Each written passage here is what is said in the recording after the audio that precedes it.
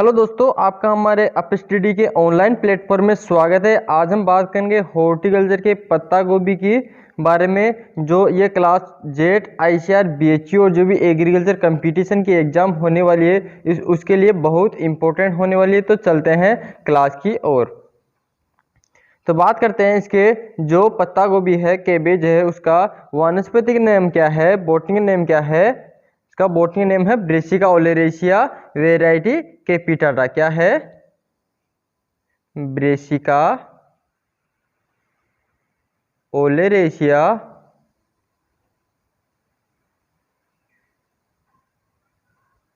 Variety capitata. और जो फूल गोभी की मैंने जिस पिछली क्लास में बताया था आपको, फूल गोभी का बोटनी नेम क्या था? Brassica ओलेरेशिया variety of botrytis. क्या था? बोट्राइटिस। और इसका क्या है? कैपिटाटा। यहाँ पे यही अंतर है ओनली, यहाँ पे कैपिटाटा है और वहाँ पे बोट्राइटिस था। अब बात करें फैमिली की, जो कुल है इसका कुल कौन सा है? ब्रेसिकेसी। ब्रेसिकेसी इसकी फैमिली है। कुल की बात करते हैं। इसका ओरिजिन है, जो उत्पत्ति स्थल है कौन सा? भूमध्य सागरीय क्षेत्र। भूमध्य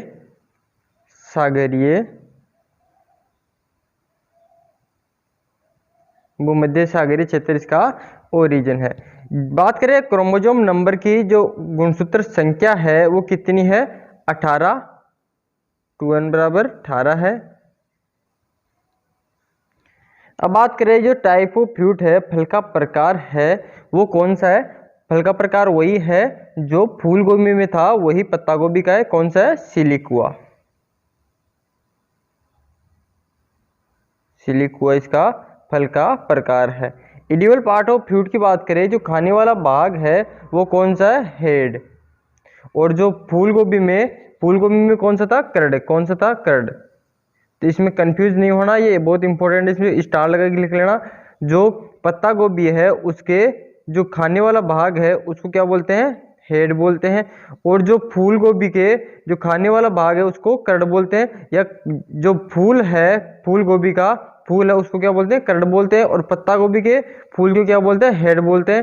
हेड बोलते हैं। ये बिल्कुल जैसे बिल्कुल पत्तों से घिरा होता है, ये बिल्कुल गोल मटोल, तो इसको हेड कहते हैं। और कर्ड दूध जैसा, दही जैसा सफेद को कर्ड बोलते हैं।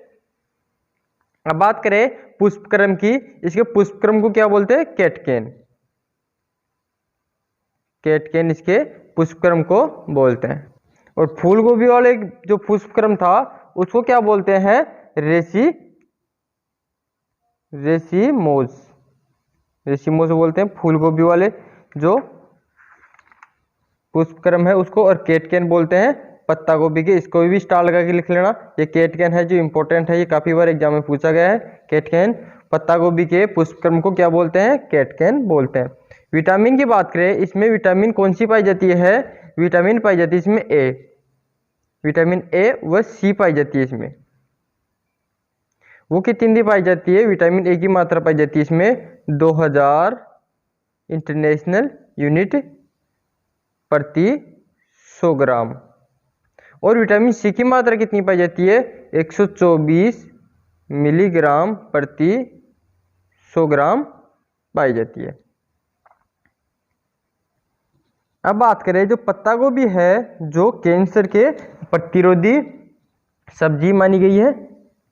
कैंसर प्रतिरोधी फसल मानी गई है। वो कौन से पिगमेंट के कारण मानी गई है? इसमें क्या पाया जाता है? इंडोल 3 कार्बेनोल इसमें पाया जाता है, जिसके कारण ये कैंसर प्रतिरोधी फसल है। और गोभी की फसल में, जो पत्ता गोभी की फसल में,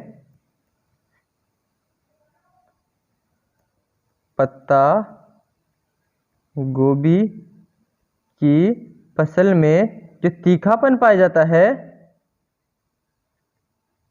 तीखापन पाया जाता है, वो किसके कारण पाया जाता है? यदि अपन कच्ची पत्ता गोभी के फलों में बात करें तो उसमें तीखापन किसके कारण पाया जाता है? एलाइल थायोसाइनेट के कारण पाया जाता है। किसके कारण पाया जाता है? कच्चे फलों में तीखापन एलाइल एंथोथायोसाइनेट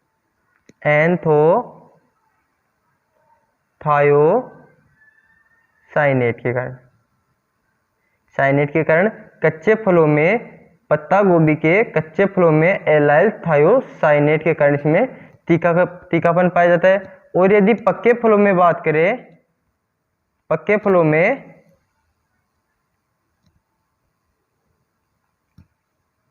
में तीखापन किसके कारण पाया जाता है? डाइमिथाइल डाइसल्फाइड के कारण, डाइमिथाइल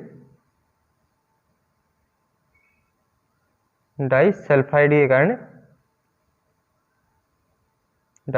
के कारण इसमें पक्के फलों में, जो पत्ता गोभी के पक्के फल होते हैं उसमें तीखापन पाया जाता है, जो डाइमिथाइल डाइसल्फाइड के कारण पाया जाता है। अब बात करें इसके क्लाइमेट के बारे में, जिसकी जलवायु है, इसके लिए जो जलवायु कौन सी आवश्यकता होती है? इसके लिए ठंडी व नम जलवायु की आवश्यकता होती है। ठंडी व नम जलवायु की आवश्यकता होती है। और जो फूल गोभी और पत्ता गोभी होती है, जो फूल गोभी और पत्ता गोभी होती है वो पाले को सहन कर सकती है, जबकि जो पत्ता गोभी है फूल गोभी की तुलना में पाले की सहन शक्ति इसकी ज़्यादा होती है। अब बात करें जो सोइल के बारे में, इसके लिए सोइल कौन सी आवश्यकता होती है? बलुई दोमट। इसके लिए सोइल कौन सी आवश्यकता होती है? बलुई दोमट मृदा इसके लिए अच्छी मानी गई है, जिसका पीएच मान कितना होना चाहिए? 7 से 7.5 पीएच मान होना चाहिए। यदि इसमें 7 से कम पीएच मान होता है, 7 से कम पीएच होता है, तो इसमें जो जड़ गलन रोग है उसकी संभावना बढ़ जाती है, जिसे क्लब रोट भी बोलते हैं। कौन से रोग की संभावना बढ़ जाती है? जड़ गलन रोग की संभावना बढ़ जाती है। और इसमें यदि अधिक टेम्परेचर हो जाए, अधिक गर्मी पड़ने के कारण इसमें जो बोल्टिंग फिजियोलॉजिकल डिसऑर्डर है वो हो जाता है अधिक गर्मी होने के कारण। और बोल्टिंग क्या होता है? बोल्टिंग डिसऑर्डर है वो अधिक गर्मी पड़ने के कारण हो जाता है। बोल्टिंग क्या है?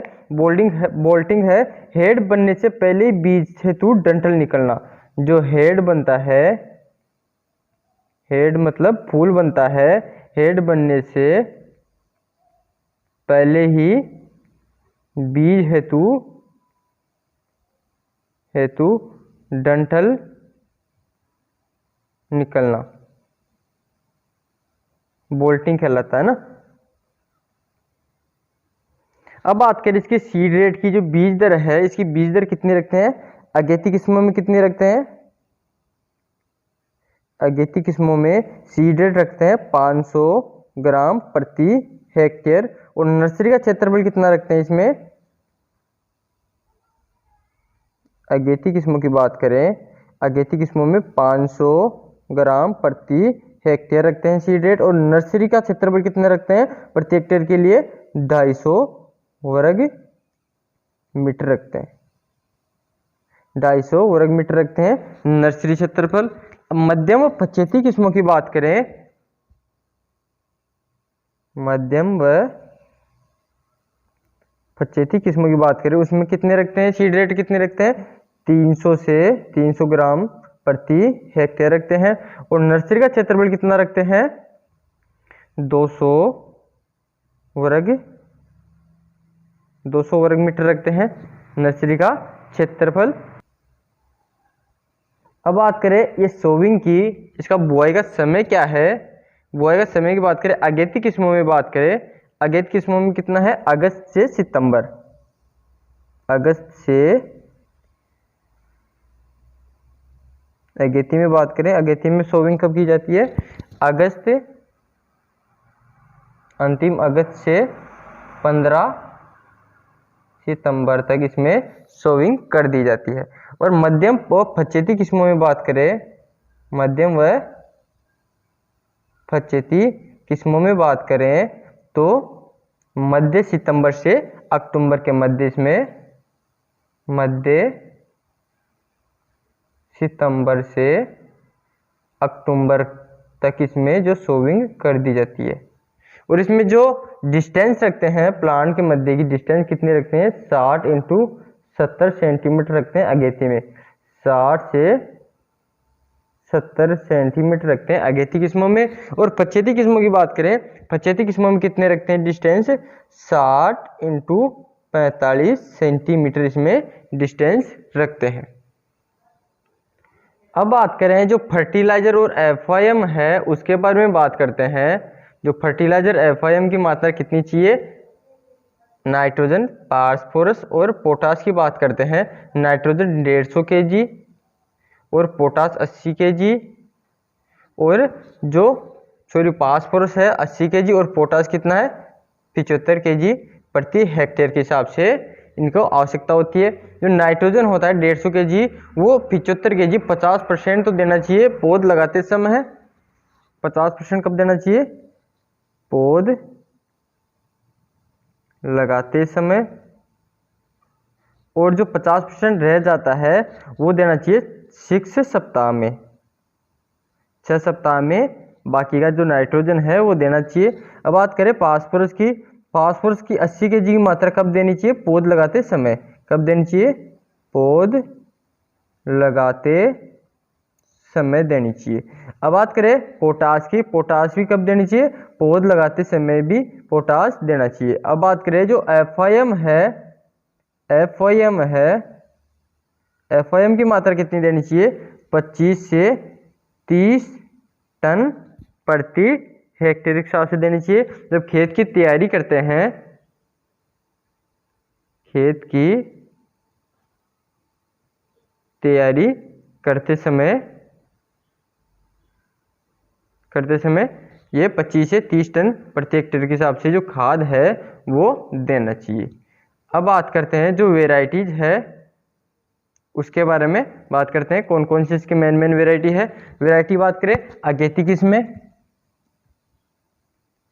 अगेती किस्मों के बारे में बात करें, ये अगेती किस्में है जो 60 से 70 दिन में तैयार हो जाती है। 60 से 70 दिन में ये पौधरोपण के 60 से 70 दिन में ये तैयार हो जाती है। और इनका जो हेड होता है वो गोल और ठोस होता है।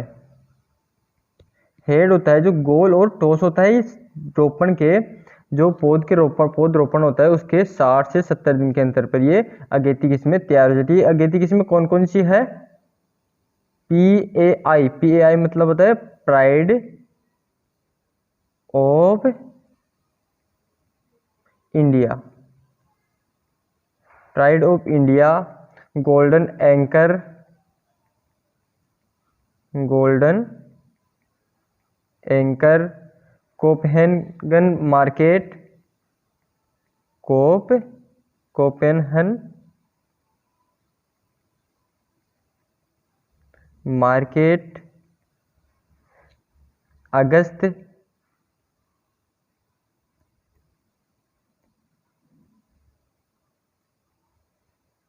अगस्त भी इसकी वेराइटी है। एक अर्ली वेराइटी है पत्ता गोभी की, early drum head, early drum head, extra early express, extra early express,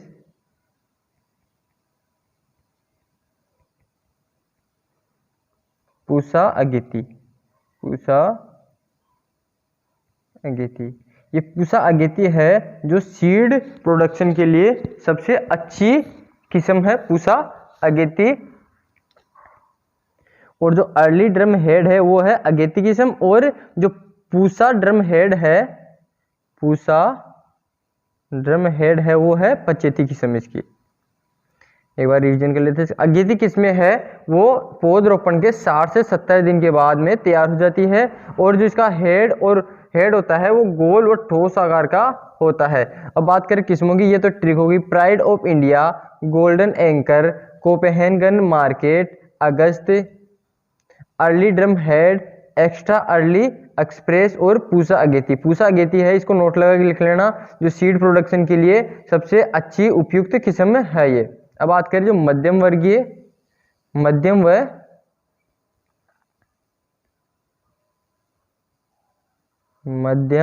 व पछेती किस्मों के बारे में।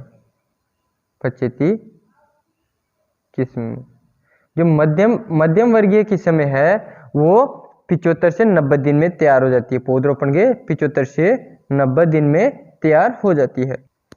और जो पछेती किस्में है वो कितने दिन में? 100 से 120 दिन में पौधरोपण के पश्चात पककर तैयार हो जाती है। इनकी क्या विशेषता है? इनका तना है जो छोटा हुआ, हेड चपटा होता है।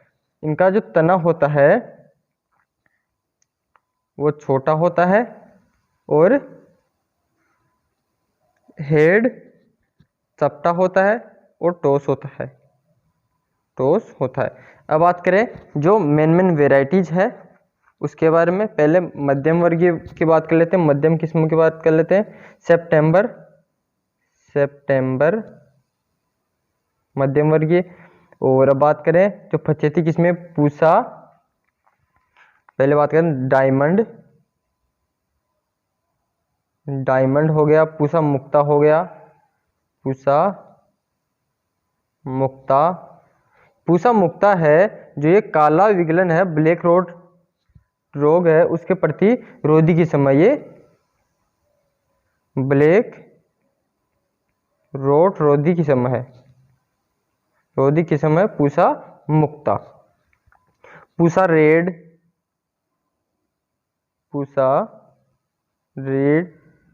पूसा संबंध,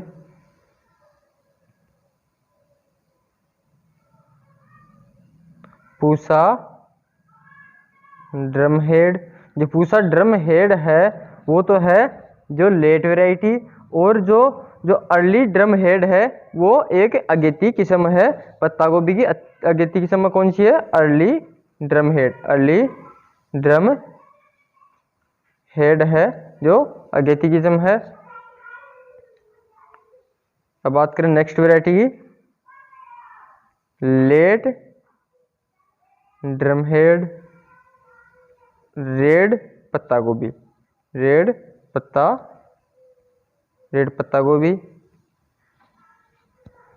नेक्स्ट वैरायटी कौन सी है?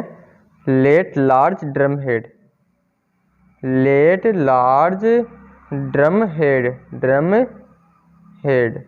ये हो गई जो मेन वेराइटीज है उसके बारे में बात कर लिया। अब इसका रिवीजन कर लेते हैं एक बार।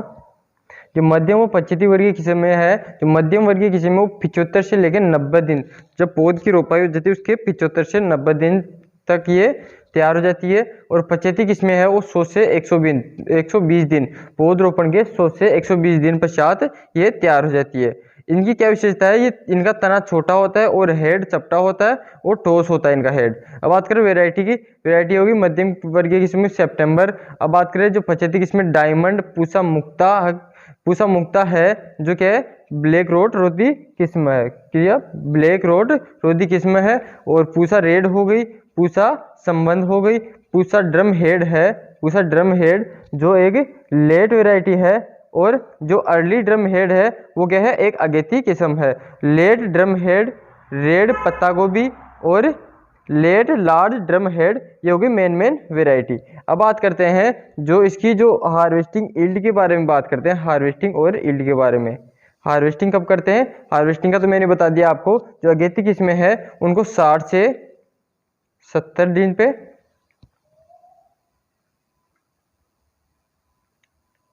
हार्वेस्टिंग की बात करें, तुड़ाई की बात करें,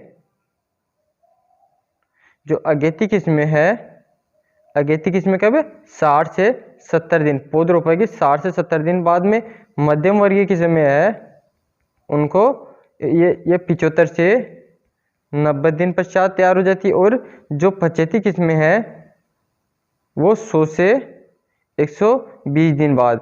जब पौध रोपाएंगे 100 से 120 दिन बाद, पौध रोपाएंगे 75 से 90 दिन बाद में, और पौध रोपाएंगे 60 से 70 दिन बाद में ये तैयार हो जाती है। और इनका जो आकार है 5 से 8 सेंटीमीटर व्यास का हो जाए तब इसकी तुड़ाई कर लेनी चाहिए। अब बात करें इसके उत्पादन की। उत्पादन इसमें जो कितना होना चाहिए, उत्पादन कितना होता है, 200 से 250 क्विंटल प्रति हेक्टेयर के साथ में इसका उत्पादन होता है। और यदि अपन वर्ल्ड में बात करें, वर्ल्ड में, विश्व में बात करें, वर्ल्ड में उत्पादन कहाँ पे होता है सबसे ज़्यादा, चीन में होता है। और यदि भारत में बात करें, भारत में सबसे ज़्यादा जो पत्ता गोभी का उत्पादन कहाँ होता है, यूपी में होता है। और यदि यूपी ऑप्शन में ना आए तो उसमें इसके बाद में क्या, किसमें होता है, उड़ीसा में होता है। और उड़ीसा के बाद में किसमें होता है, बिहार में होता है। बिहार में इसका उत्पादन होता है। और राजस्थान में बात करें, इसके राजस्थान में बात करें, राजस्थान में उत्पादन कहाँ पे होता है, जोधपुर में। राजस्थान में बात करें तो कहाँ पे होता है, जोधपुर में। 2018-19 में जोधपुर में बताया गया है सबसे ज़्यादा उत्पादन इसका पत्ता गोभी का। अब बात करें जो इसके रोग, अब बात करें इसके रोग और इंसेक्ट है उसके बारे में, इंसेक्ट और डिजीज के बारे में, इंसेक्ट और डिजीज के बारे में। पहले बात करते हैं इंसेक्ट के बारे में। डायमंड बैक मोथ हो गया, इसका पूरा नाम क्या है, diamond back moth. Diamond back moth. एक ध्यान रखना दोस्तों, जो इंसेक्ट है, जो ब्रेसिकेसी कुल की जितनी भी ये फसलें हैं उनमें इंसेक्ट और डिजीज लगभग सेम ही लगते हैं। तो अपन एक साथ ही पढ़ लेते हैं। इसमें डायमंड बैक मोथ हो गया, ये किसके कारण लगती है, इसका जो साइंटिफिक नेम क्या है, प्लूटेला जाइलोस्टेला। क्या है, प्लूटेला जाइलोस्टेला। प्लूटेला जाइलोस्टेला इसका जो साइंटिफिक नेम है। ये पत्ता गोभी और फूल गोभी का मेनली इंसेक्ट है ये। और इसकी ये क्या करता है, ये इसके लार्वा होते हैं ना, इस डायमंड बैक मोथ के, जो पत्तियों के पत्ता गोभी और फूल गोभी में सुरंगें बनाकर इसको नष्ट कर देते हैं, हेड और कर्ड को नुकसान पहुंचाते हैं। इसके कंट्रोल के लिए क्या करना है, कंट्रोल के लिए क्या करना है, बीटेके मतलब बेसिलस थुरिंजेनिस और कस्टिकी का 500, बीटेके क्या होता है, बेसिलस, बी का मतलब बेसिलस, टी का मतलब थुरिंजेंसिस और के का मतलब क्या होता है, कस्टिकी। इनका 500 ml प्रति हेक्टेयर के हिसाब से स्प्रे करना है। अब बात करें नेक्स्ट जो इंसेक्ट है उसके बारे में। जो रस चूसक है वो इंसेक्ट भी इसमें पत्ता गोभी और फूल गोभी, जो ब्रेसिकेसी फैमिली कुल की जो भी फसलें हैं उसमें लगता है। रस चूसक इंसेक्ट में कौन कौन से आ गए, एक तो आ गया एफिड, जिसे चेपा भी बोलते हैं, green cabbage worm, green cabbage worm, cabbage looper,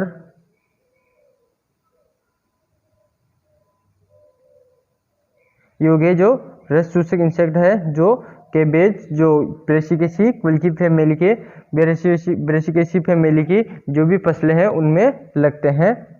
ये क्या करते हैं, जो पत्ता गोभी और फूल गोभी और जो भी ब्रेसिकेसी के जो फल है उनका रस चूसते हैं। और इनके कंट्रोल के लिए क्या करना है, जो कीटनाशी है उनका उपयोग करना है। और डाइमिथोएट आता है, डाइमिथोएट, जिसे रोगार भी बोलते हैं, इसका उपयोग से इसका कंट्रोल करते हैं। अब बात करते हैं नेक्स्ट इंसेक्ट के बारे में। आरा मक्खी, आरा मक्खी हो गई। अब ये क्या करता है, ये मेनली मूली का इंसेक्ट है। मेन किस में लगता है, मूली का कीट है। ये मेनली मूली में ही नुकसान पहुंचाता है ज़्यादातर, लेकिन ये ब्रेसिकेसी कुल से संबंधित है। इसके कंट्रोल के लिए क्या करते हैं, कंट्रोल के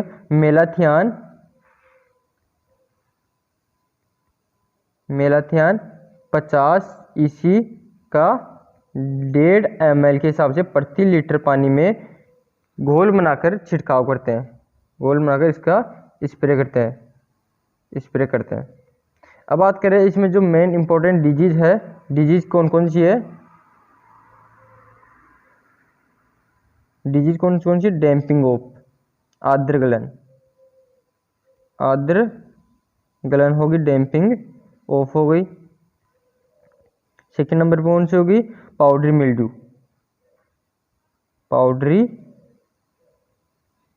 मिल्ड्यू। जो आर्द्र गलन है ये एक आर्द्र डैम्पिंग ऑफ है, ये नर्सरी का रोग है, मेनली नर्सरी का रोग है, और ये एक कवक जनित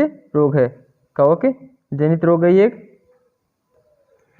इसके रोकथाम के लिए क्या करते हैं, डैम्पिंग ऑफ है, नर्सरी जनित रोग है, और इसके कंट्रोल के लिए क्या करते हैं, 3 ग्राम प्रति kg सीड के हिसाब से सीड ट्रीटमेंट करते हैं आर्द्र गलन जो डैम्पिंग ऑफ है इसके रोकथाम के लिए। अब बात करें जो पाउडरी मिल्ड्यू है,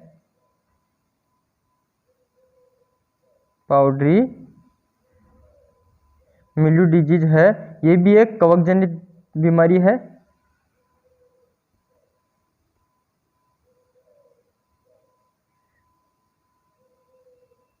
कवक जनित बीमारी है।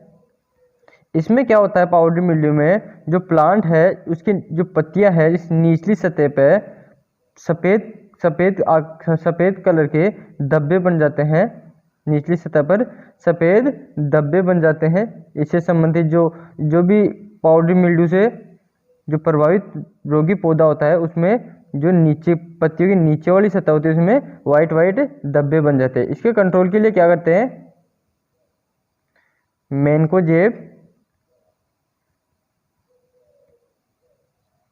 2 ग्राम प्रति लीटर के हिसाब से घोल बनाकर स्प्रे करना चाहिए।